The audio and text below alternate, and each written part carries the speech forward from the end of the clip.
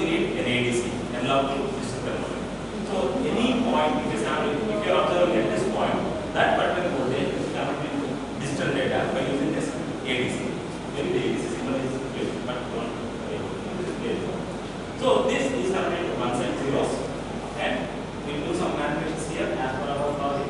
And again we convert it to the analog value, and we will do some activators or load. This is a microprocessor. What is missing here? What is the difference between a microprocessor and microcontroller? Here there is no memory. We cannot dump our code into this chip. We need a separate memory IC for this microprocessor. You see the second one. Adding a small memory to the processor, that is nothing but microcontroller. Usually microcontrollers are low speed compared to the advanced microprocessor. If you see the Arduino, you know that it has 16 megahertz slow speed. The speed of the clock is 16 megahertz. So for those frequency or low speed applications, low power microcontrollers. Let us see the ADC concept here. Why? Because we are now dealing with the IIC-CVRCoE, which is a digital controller. What are the sensors we have available in this real world? Those things may be analog or digital. If the sensor is digital, directly you can connect it to the IIC-CVRCoE or any microcontroller, and you can do the manipulation, you can do the programming.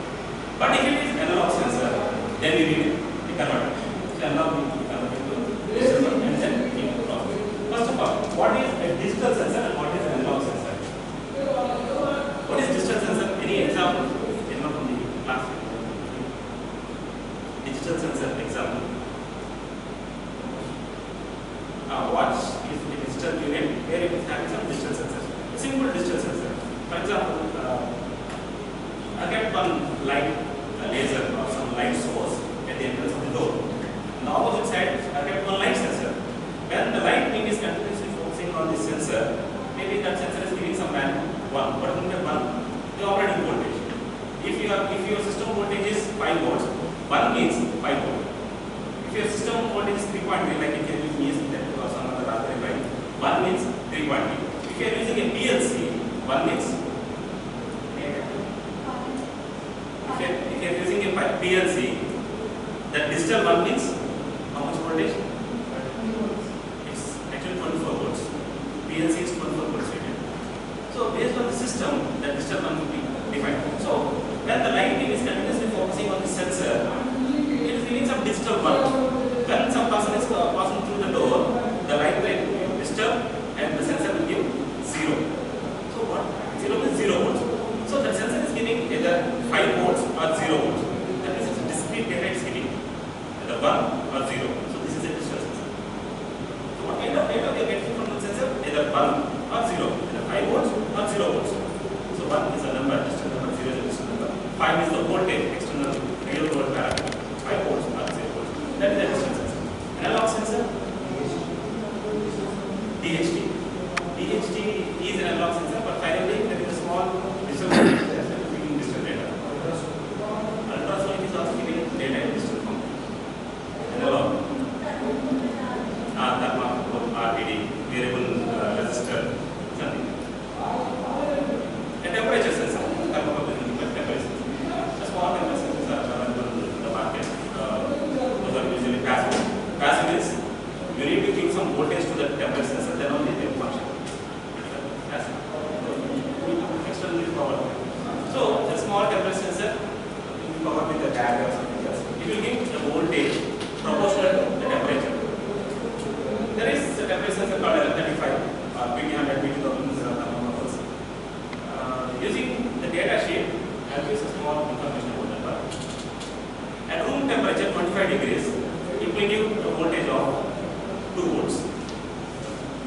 So there is a characteristic temperature versus the voltage. There will be a graph.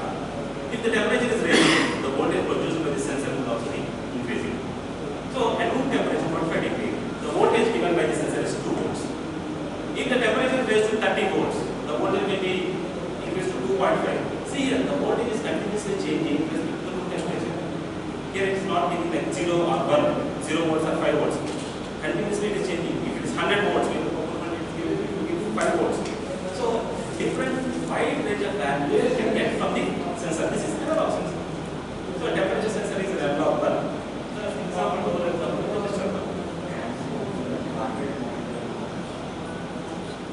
Actually, heart rate monitor, the sensor is analog, but there will be a small comparator which converts that analog into digital again. Again, it will give pulse and zeros. So that is the difference between analog and digital sensor. Now, see here, this is an ADC. Maybe a temperature sensor, analog value. At room temperature, maybe this is the point. If the temperature is increasing, the voltage will be slightly increases like this. I need to convert this into digital format where I can understand where my microcontroller or my microprocessor can understand the language. If it is 1 and 0, I can convert that binary equivalent decimal into the code, into the program, and then I can add, multiply, or compare, I can put into a lookup table, something like that. I can do it with the microprocessor. So how can I convert this? So there is an ADC. I am not doing the operation of ADC. This ADC will convert analog into digital. ADC specification is the size of the ADC. How many number of bits? How many number of bits it is converting? So this is the 1 bit ADC. There will be no 1 bit ADC, but so 1 bit ADC. How many number of states will be there? 2 states. 1 bit, 1 line, 1 wire can give 0 volts or 5 volts. 1 wire. So I'm not the real world terminology. So this 1 wire, which is 1 bit ADC, this 1 wire can give 2 voltages, 0 volts or 5 volts. 0 means 0 and 5 volts. 1. So if I divide this 5 volts into 2 states, 5 volts by 2, how much? 2.5. So at 2.5 I divide. So this ADC will see the analog signal in 2 regions, region 1 and region 2. Any signal below that threshold point, it will consider as 0. Any value above that threshold point, that's the what is the threshold point? 5 volts divided by states, analog states. 2.5. Right. Now, if my temperature sensor, is observing some 10 degrees, which is giving, say, 0.5 volts. So 0.5 volts is below 2.5, which is bottom line. It will give 0. Now the temperature is increasing. 10 degrees, from 10 degrees, 50 degrees. That 0.5 is increased to 0.8. What we get? 0. Still, that means the temperature is increasing. Even the sensor is capturing that one, but your ADC is not responding. Right? Because it's a single bit ADC, it will observe the change only when the analog signal process its 2.5 level. Then its resolution is only 2 states. So for that purpose, I think I need to increase the resolution. Right? It's 2 bit ADC. How many analog states will be there? 4. This analog voltage will be divided with 4. So I got 4 states. Now my ADC can observe the change 0, 1.67 volts. So if you add 1.67 volts, you will find 1.67 volts. It will give 0, 1. What is it? 0, 1? This is the value. Usually we call it as 841 voltage. Equal to 5 and 2, 1. So this is 1, this is 2, and this is 3. 0, 1, 2, 3 states. This basic. This is state 0, state 1, state 3. So my ADC will observe the change only if the voltage crosses beyond 1.67. If the analog signal crosses 1.67, it will give 1. And this will 1. Like program. And if the voltage crosses 3.3, 2. Something like that. So now the resolution is increased, the analog state is dividing the available voltage into other 4 parts. 4 parts. Similarly, next.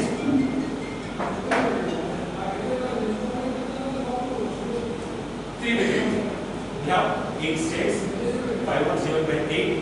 And furthermore, this is small part. Earlier it was 1.67. Now my ADC is able to detect 0.71 also. But you cannot detect 0.5 or 0.6. Still you need to increase the resolution. Like our Arduino Uno is having 10 bit ADC.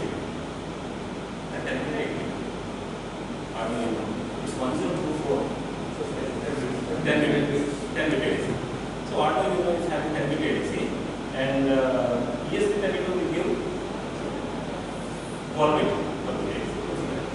So if you keep on increasing the resolution, find that. So 10 bit ADC will be 1, 0 to 4 stage. The minimum possible voltage that can change can also be like 1, 0 to 4. This is our ADC. So this is, we are not using this, we are using SP30 now. In this workshop,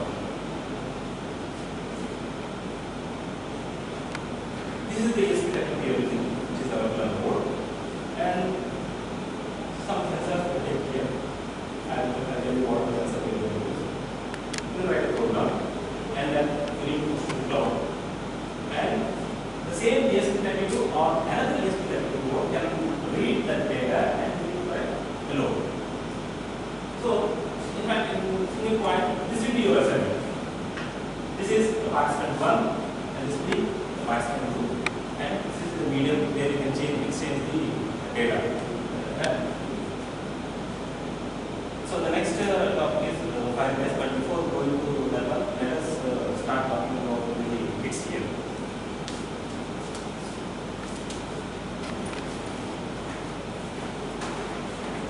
Open the page.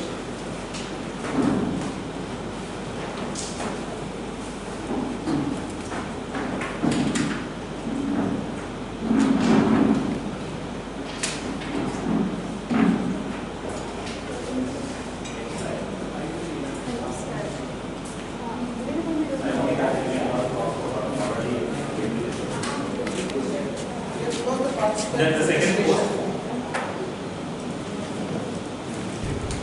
Keep on.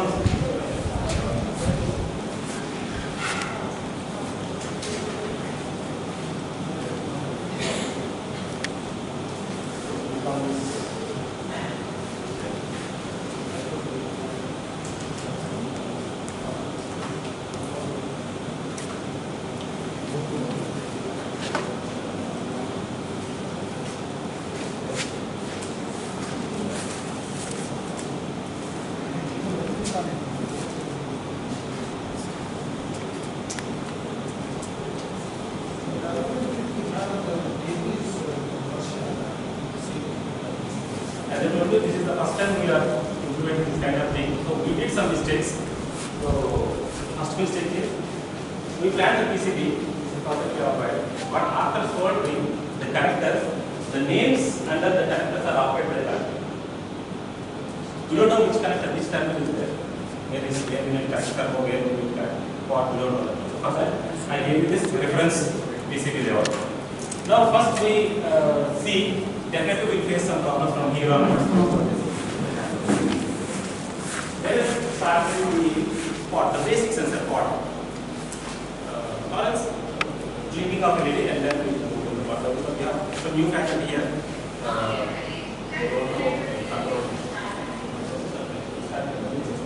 So first, connect your board to the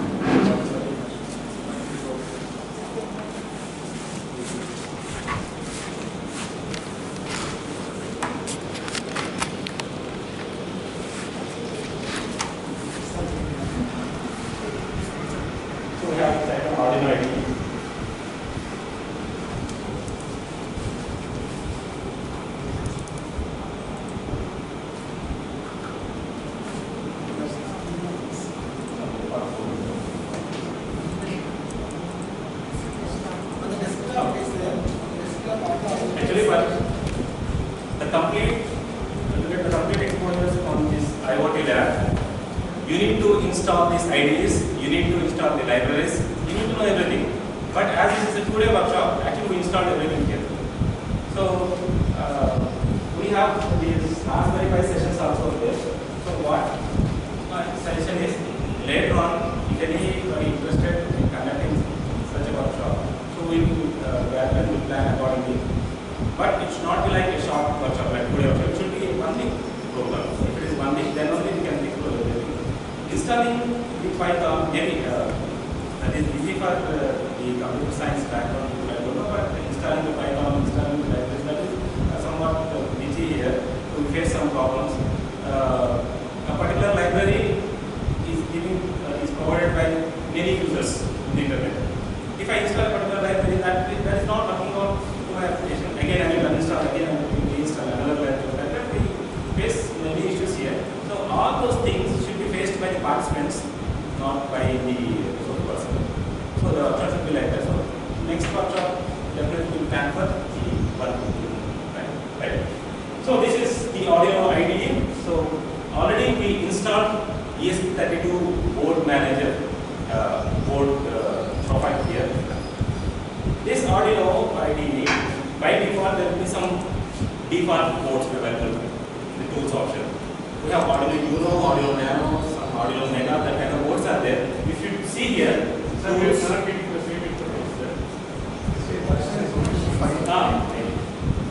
we installed 1.2, I think.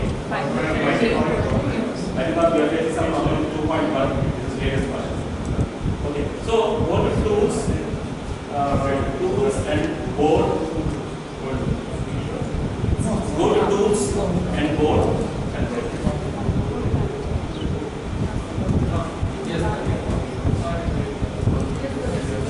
And Arduino area code. These are the default boards given by the Arduino IDE that you initially downloaded from the internet. So AVR, Arduino area code. You can see the second board is Arduino Uno and you find V, Mega, default. But ESP32 is not included by this Arduino by default. So what you have to do is you need to search for the URL, the board definition URL. That URL we need to paste it in the preferences of this IDE and we need to fetch the details of the board. Then we will get the ESP32 option. After completing this workshop, if you go and if you try installing Arduino, you don't find this ESP32 there. You need to install ESP32. So that's why I'll give a detailed instruction sheet for this. So in this ESP32, there are so many versions available. What we are doing is, this is a common cheap 350 rupees cost ESP32 board available in the market. The name of this ESP32 board is Do It Dev Kit. Under ESP32, come down, unloaded at the end, you will find Do It ESP32 Dev Kit V1.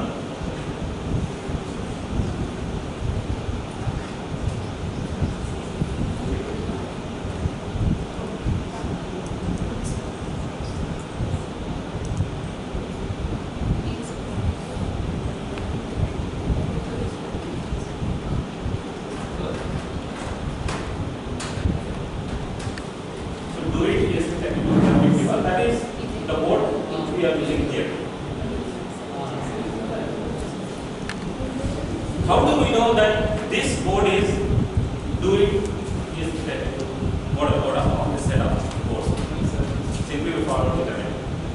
So some given some board models, we write it down the board model. Finally, my board was this will be so that we stick to this board. So select the model that is selected, and after connecting your kit to the computer, the port will be highlighted here. Tools, port. There should be COM port, serial port. Select COM. Other than 1 and 2. COM 1, COM 2. You should not select COM 1 and COM 2. Select other than COM 1 and COM 2. COM 7, select COM 3. So now your ID is ready with your board selected. If you see on the bottom, maybe this is not available in your versions. And there, the bottom right, you can see it. Do It is connected to 80 MHz connected on 3.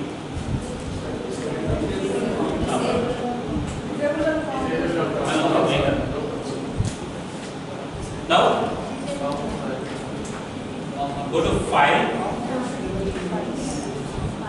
examples,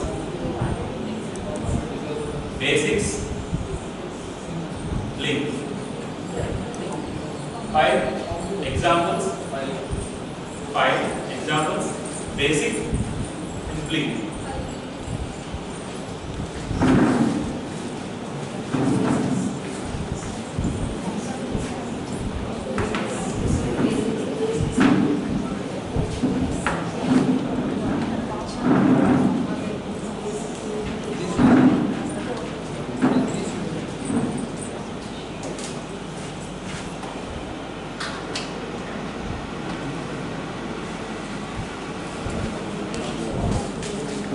Examples, basic link. So this is the basic link program to test our code or to start with this embedded systems. There are two functions. One is setup function and this is loop function.